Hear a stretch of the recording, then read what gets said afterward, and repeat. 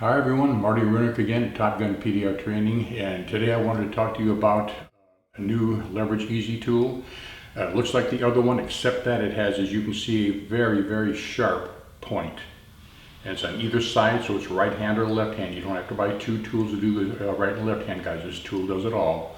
That point is extremely sharp. Mark Blim did a great job getting the type of grind I wanted on this. It's almost needle sharp. You can't quite get needle sharp, but it is the closest to it of any design out there. I've been using this design since, I don't even remember, 2002. It really gathers up metal like crazy. Now, a lot of you may be wondering, why can't I just put this grind on my regular door tool? And I have a video showing you how to do that.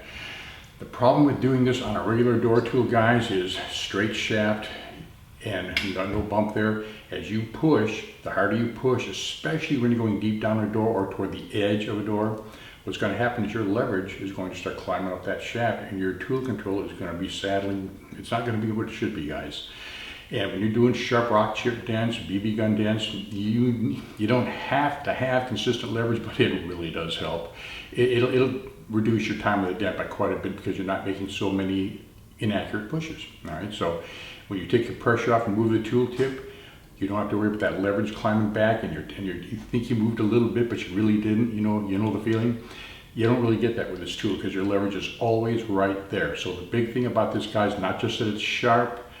The big thing is consistent leverage. Very controllable leverage, which means you have controllable accuracy. All right, and on those types of dents, you need it. So fellas, I hope you give this a try. It really is it's a great tool. Like I say, it's not something that you absolutely have to have. You could get by without it, but once you've had it and used it a few times, I think you'll see why so many people are liking this tool. And it's Sharpie version now.